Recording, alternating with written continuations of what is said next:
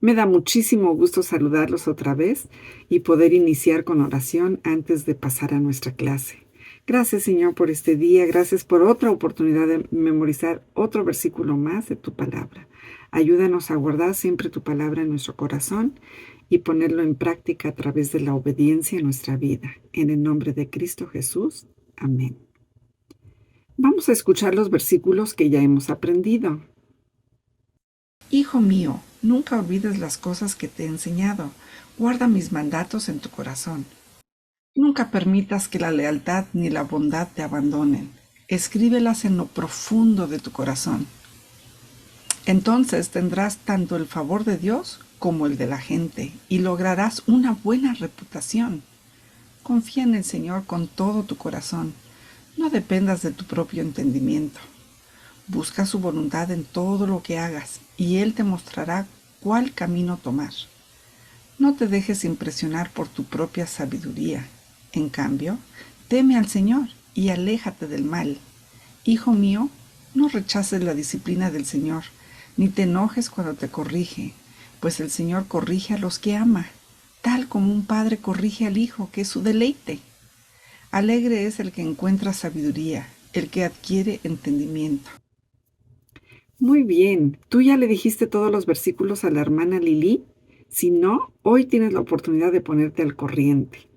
Y nuestro versículo de hoy dice así en Proverbios 3:13. Alegre es el que encuentra sabiduría, el que adquiere entendimiento. Y es muy importante que todos entendamos que la sabiduría empieza con el temor de Dios. En varias ocasiones la Biblia nos dice que el principio de la sabiduría es el temor de Dios. En el Salmo 111:10 dice, el temor del Señor es la base de la verdadera sabiduría. Todos los que obedecen sus mandamientos crecerán en sabiduría. Y me gusta mucho que aquí dice crecerán en sabiduría. La sabiduría no se adquiere en un momento y ya. Es algo que se va adquiriendo a través de la obediencia, a través del temor de Dios. Y el temor de Dios es reconocer que Él es el Todopoderoso. Él es el que pone las normas para nuestras vidas. Entonces, pues vamos a pensar hoy un poquito en la vida de un personaje en la Biblia que se conoce comúnmente como José el Soñador. Algunos piensan que fue muy bonita su vida de José antes de que sus hermanos lo vendieran porque era el favorito de su papá. Pero vamos a pensar un poquito más en su vida de él desde el principio. Cuando José nació ya tenía él 10 hermanos mayores y luego nació él. Pero la familia no era un hogar feliz, había de por sí muchos problemas en ese hogar. Y después de que nació José, nació otro hermanito y en ese momento su mamá murió. Murió cuando nació su hermanito. Entonces José creció sin mamá. Eso fue muy difícil. Fue una situación muy dura.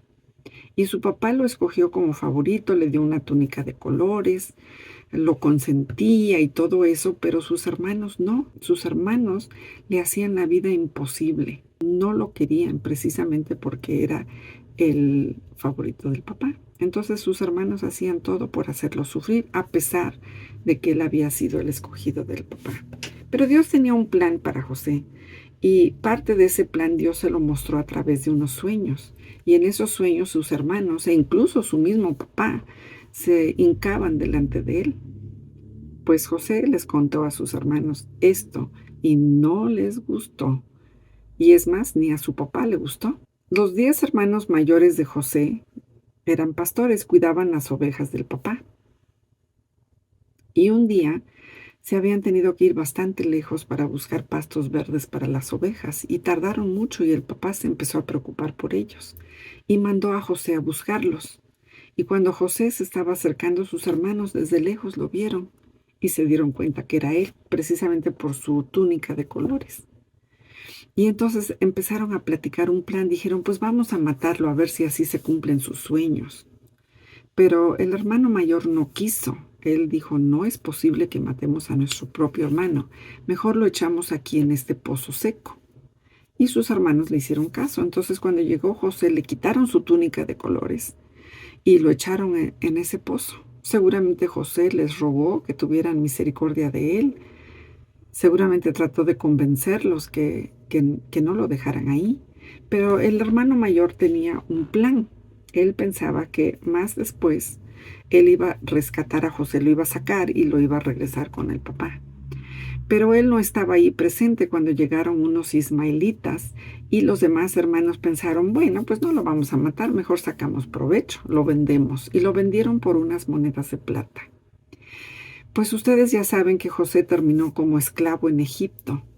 Y después de ser esclavo por unos años, una señora muy mala lo acusó falsamente y terminó en la cárcel. Y él estuvo unos años ahí en la cárcel. Y ahí Dios le dio la oportunidad de interpretar unos sueños. Y con el tiempo, pues el faraón supo que José podía interpretar sueños y lo sacó de la cárcel para que le interpretara unos sueños a él. Y José le interpretó los sueños a faraón y le dijo, va a haber 7 años de mucha abundancia y después 7 años de hambre. Entonces es necesario ahorita juntar mucha comida para que después las personas no mueran de hambre. Escoge a una persona sabia e inteligente para que pueda juntar mucha comida y después las personas no se mueran de hambre.